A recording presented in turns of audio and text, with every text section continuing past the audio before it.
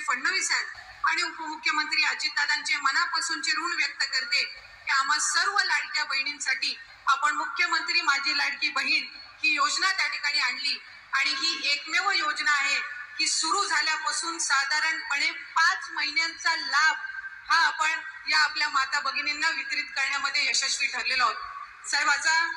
आज देखत जवळपास 2,22,00,000 महिलांपर्यंत आपण मुख्यमंत्री माझी लाडकी बहीण या योजनेचा लाभ वितरित करू शकलेलो आहोत आणि साधारणपणे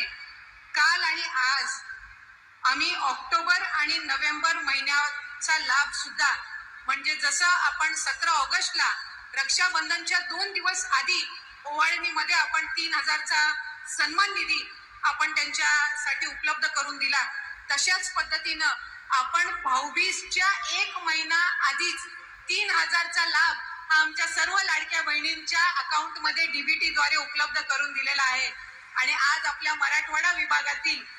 साधारणपणे सर्वच महिलांना आम्ही कालच्या दिवसापासूनच हा लाभ उपलब्ध करून दिलेला आहे।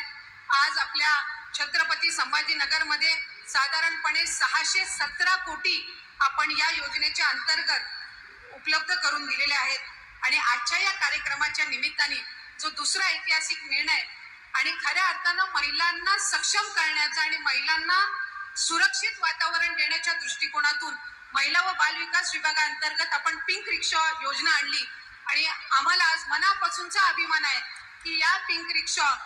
पहिल्या जर आपण कुठं उपलब्ध करून देत आहोत तर आज या ऐतिहासिक नगरीमध्ये छत्रपती संभाजीनगरमध्ये आपण या उपलब्ध करून देत आहोत। राज्यामध्ये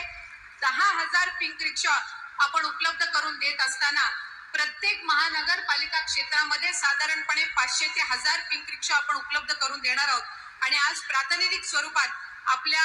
मुख्यमंत्री आणि दोन्ही उपमुख्यमंत्र्यांच्या हस्ते आपण त्याचं अनावरण करत आहोत। पुढच्या कालावधीमध्ये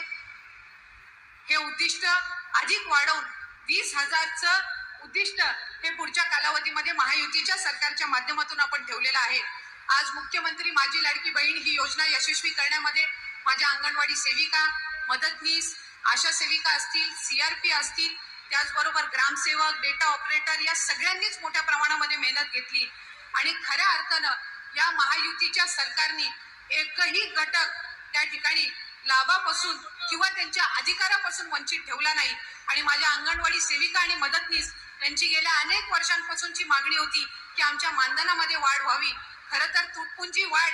ही वेळोवेळी करण्यात आलेली आहे, पण 5,000 आणि 3,000 म्हणजे अंगणवाडी सेविकांसाठी 5,000ची वाढ आणि माझ्या मदतनीसांसाठी 3,000ची वाढ, इतकी ऐतिहासिक वाढ करणारं आपलं हे महायुतीचं सरकार हे पहिलं ठरलेलं आहे आणि खऱ्या अर्थानं त्यांनी जे कष्ट आणि मेहनत घेतलेली आहे, एक नवीन पिढी घडवायचं काम जे माझ्या या अंगणवाडी सेविका आणि मदतनीस यांच्या माध्यमातून होतं, त्यांचा खऱ्या अर्थी सन्मान जर या नवरात्रीच्या उत्सवामध्ये कोणी केला असेल तर तो राज्याचे मुख्यमंत्री एकनाथजी शिंदे साहेब, उपमुख्यमंत्री देवेंद्रजी फडणवीस साहेब आणि उपमुख्यमंत्री अजितदादांनी केलेला आहे। त्यामुळे मी माझ्या सर्व अंगणवाडी सेविका आणि मदतनीस यांना विनंती करीन की आपण जोरदार